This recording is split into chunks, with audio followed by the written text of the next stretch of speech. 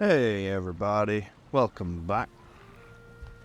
Okay, we're on episode 22 now, and for the start of today's episode we're going to start prepping for our expedition back to the Black Forest. This is going to be the big one, which is basically the farming session to end all farming sessions.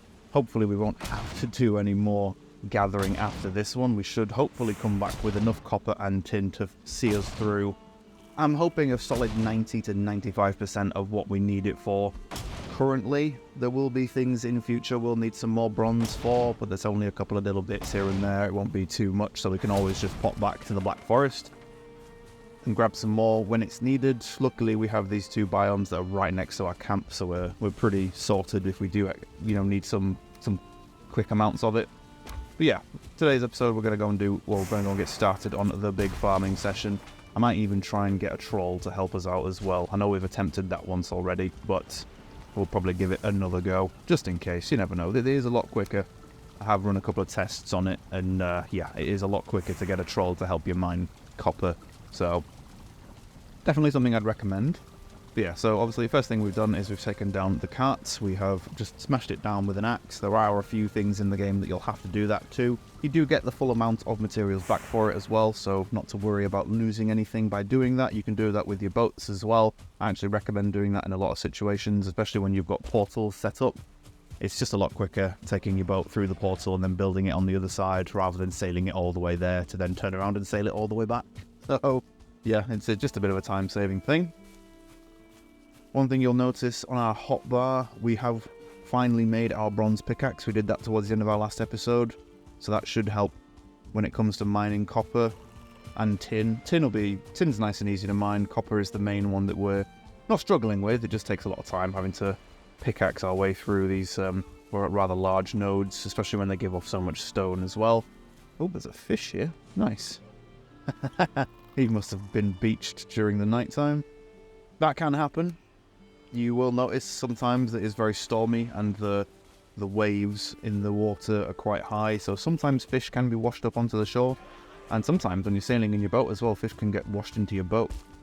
And obviously if you're sailing forwards, the fish will start sliding towards the back of the boat and you can just pick them up without having to get off the rudder. It's useful.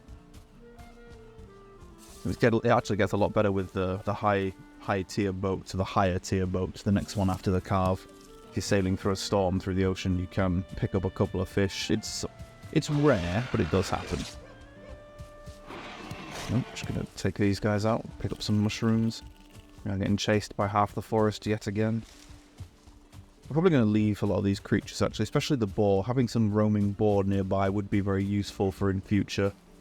Let's just say that something particularly big and nasty comes up and starts attacking our boar farm and actually kills most of the boars.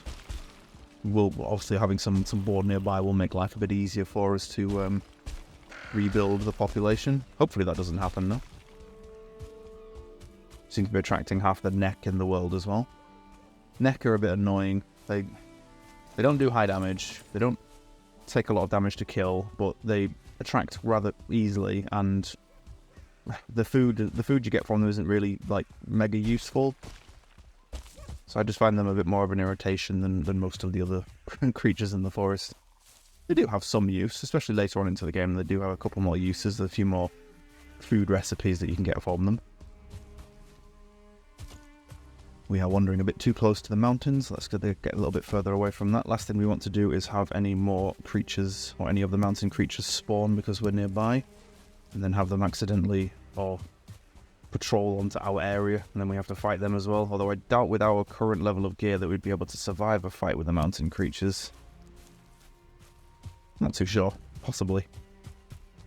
Here's our empty troll cave. There's a few things left. I think we left a few things in there first time we went in there, so we might have to clear that out at some point. Gonna do a quick scan around the Black Forest, see if we can find ourselves a troll straight away. That would be a nice thing to find. Oh, there's some grey dwarfs. Of course there are. Suppose I shouldn't be surprised that there's grey dwarves this early in the forest.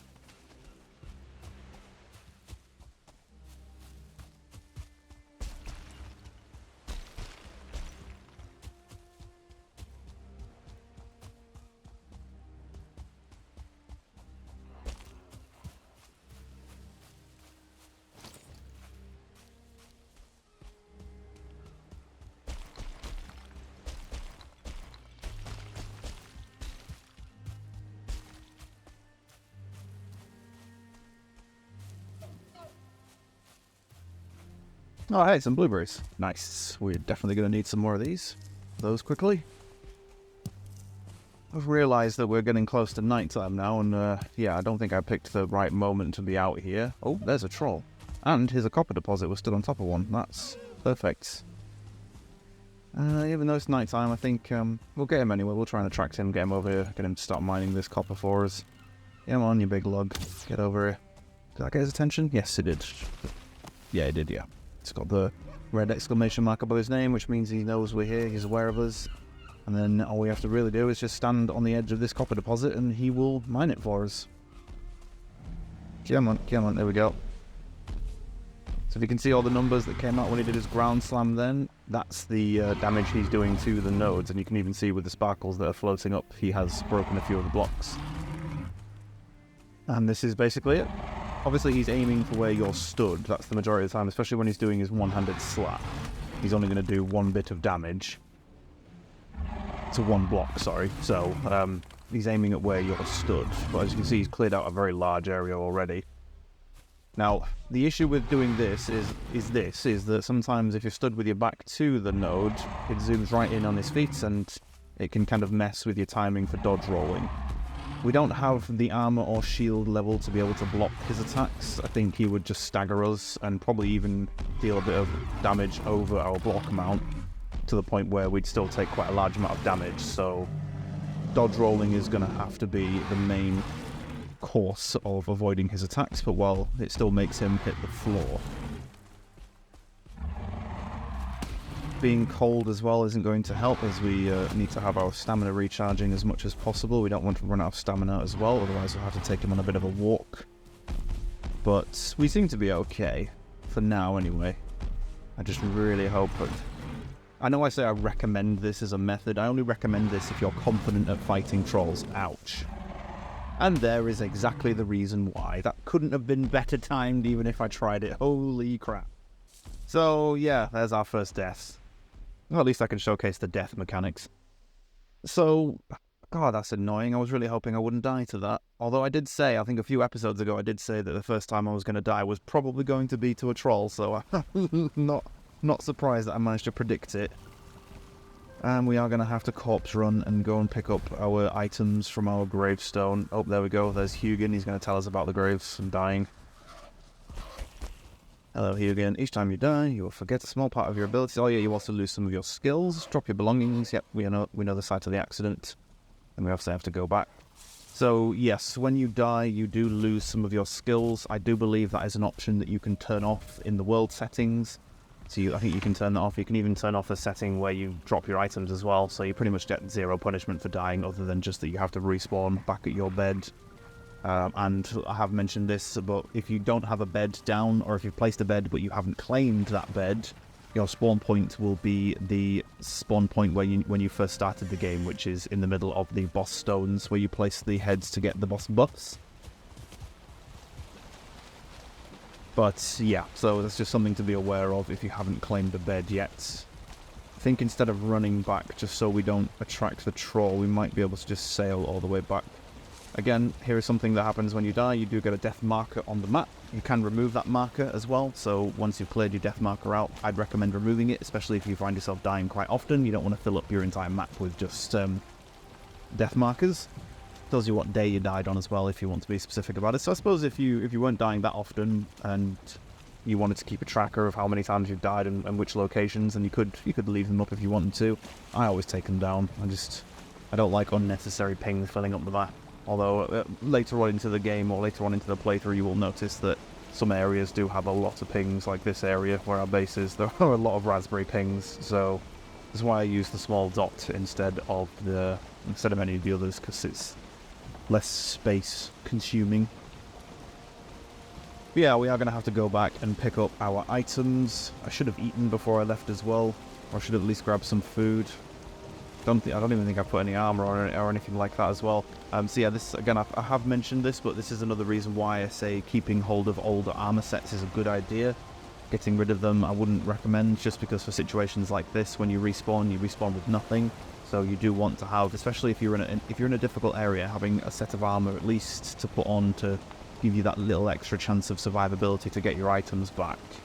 is definitely something I'd recommend. But again, luckily enough, it's only the Black Forest, so it's not too difficult. Trolls, you can lead a troll off, like lead them away, and you can outrun them quite easily, so we could always lead him off if he is stood right next to our corpse, but I don't think he will be. Just really disappointed that it happened this early. I was kind of hoping not to die until we got to at least the swamp or the mountain, but oh well, it happens I suppose. And as I was explaining before we died, I do recommend using the trolls if you're confident at dodging them, or if you've got a high enough armor and shield level that you can just block them, or you can take the hit and it's not going to hurt. It's not going to happen when you're at the Black Forest level. Even if you had the fully upgraded bronze set, I still think the trolls hurt when they hit, so it's difficult to recommend it as something I'd say everyone should do, but if you're confident at dodge rolling and the timing of trolls, you could get away with doing it.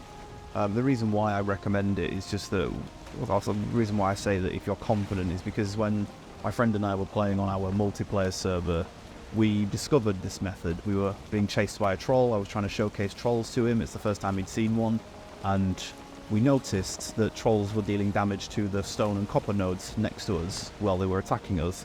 And I think I was just trying to dodge and block the troll and not actually deal any damage to it, and we noticed that's what was happening, so then we just left the troll alone, and he ended up mining a whole bunch of copper for us. So yeah, that was why I discovered it, and it seemed very easy as a thing to do back then, but obviously it wasn't as easy this time. I don't even know what happened there. I think I either dodge rolled a bit too early, or I just didn't dodge roll at all. That is the thing you need to be aware of with dodge rolling, is that it doesn't give you invulnerability for several seconds. It is literally about a half a second or just 1 second of invulnerability whilst you're rolling. So you do have to get, good with the timing of it. It's a little bit like Dark Souls, a little bit. Dark Souls is a lot more unforgiving when it comes to their invulnerability time, like the length of time you get for invulnerability. You have to be a lot better at timing with that, but... Oh, is that more trolls? Oh, sound. They have respawned. Fantastic. Yeah, there's one over there. Oh, brilliant. He's right next to where we need him to be as well. We might use him later on. But yeah, Dark Souls is a lot more unforgiving when it comes to the amount of invulnerability you get with dodge rolling, so yeah, you just have to time it right. I'd usually say dodge roll just before the attack's about to hit for any attack, and you should avoid it nice and easily. You can also use it as a positioning thing as well, because you do roll a bit of a distance, so you could, even if you're not dodging the attack, even if you dodge roll too early to actually have the invulnerability through the attack, you could dodge out of the way of it. Especially for things like archers and stuff like that. If anyone's shooting a bow and arrow at you or throwing spears or anything like that, you could dodge that way. Oh, there's another one. And he's got a log in his hand. That's useful. I think we might use him at some point as well. I think the log trolls are actually better at mining. Oh no, we caught our sail on the tree there. That's not great. Yeah, I think the log wielding trolls might be better at mining copper. I might be wrong. We'll have to test this theory. Luckily enough, we've had these two trolls respawn, so we can actually make use of them. We are not sailing very well right now. We're going over all the bits of, like, not coral, but the ground is too high up. We keep grounding ourselves, and it's dealing damage to the boat. We need to be careful. But at least we have the boat. We can put some fronts in and stuff in here. We did obviously bring the cart as well, which we do need to rebuild at some point. We're just going to make our way over to our death marker. It's just up here. I really hope the troll has wandered back to where we pulled him from. That might make life a bit easier. But that's been a bit of an awakening for me, actually. I think we should probably not use the troll method. Really disappointed that I died to that. It's kind of like a cheesy kind of, clever use of game mechanics. It's, just to kind of make farming copper a bit quicker and easier.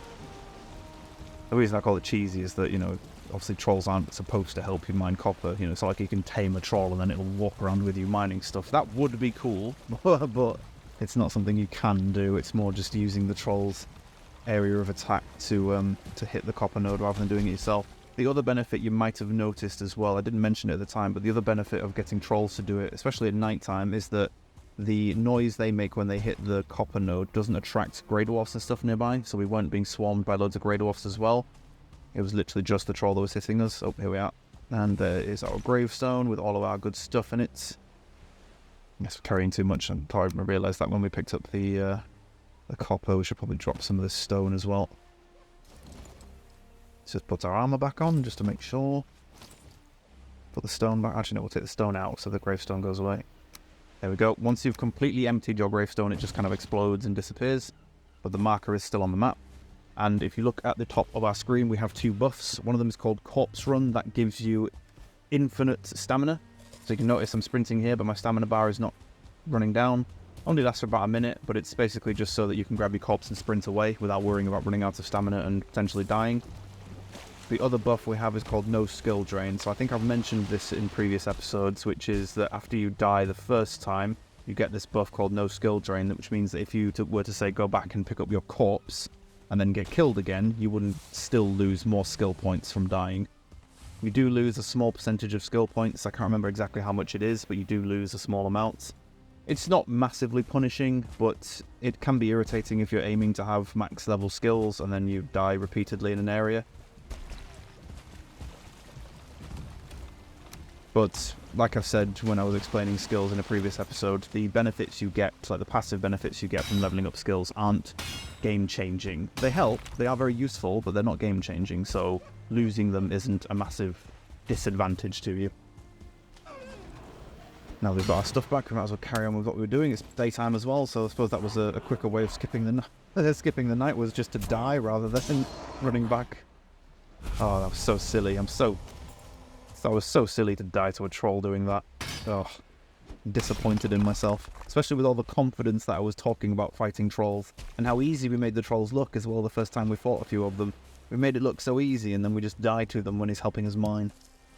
That is the risk you're taking. You are literally risking it every time a troll attacks you. So, it can happen. I think it was a double-handed slam as well. I think that's why it one-shot us. I don't think that his slap attack would instantly kill us. I think it was because he did the double-handed slam, which deals extra damage. Oh, I'm so frustrated. Oh well. Might as well just carry on with what we were doing.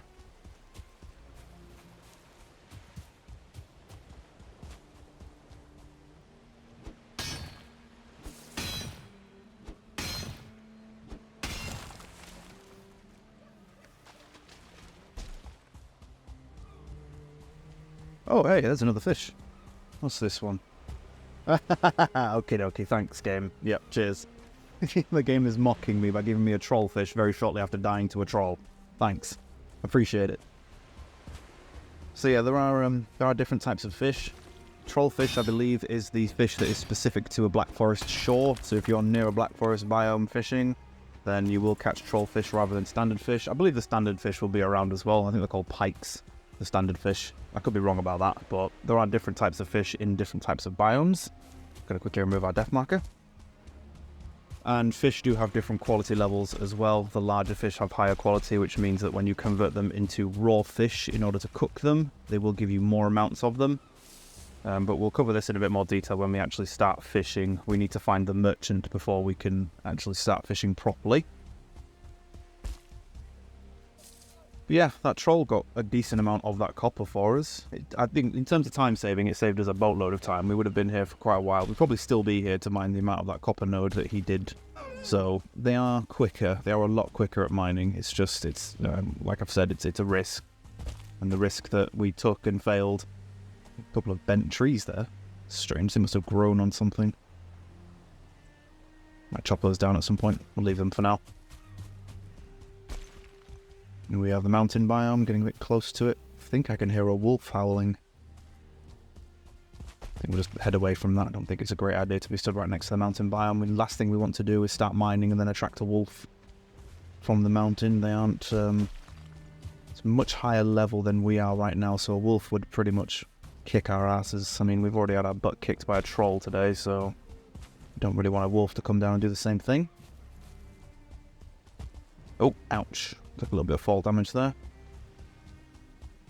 I think what we'll do actually is we'll dump all our stuff in the boat, and I think we'll head back over to the edge of the Black Forest and Meadows where we mined our first copper node. I think we'll head over there and we'll just we'll start going there. Obviously we saw those 2 trolls as we were sailing back, which are closer to that part, so we might be able to pull one of those and use him to mine a copper node that's closer to the edge. I'm just thinking more in terms of time saving for pulling the cart back.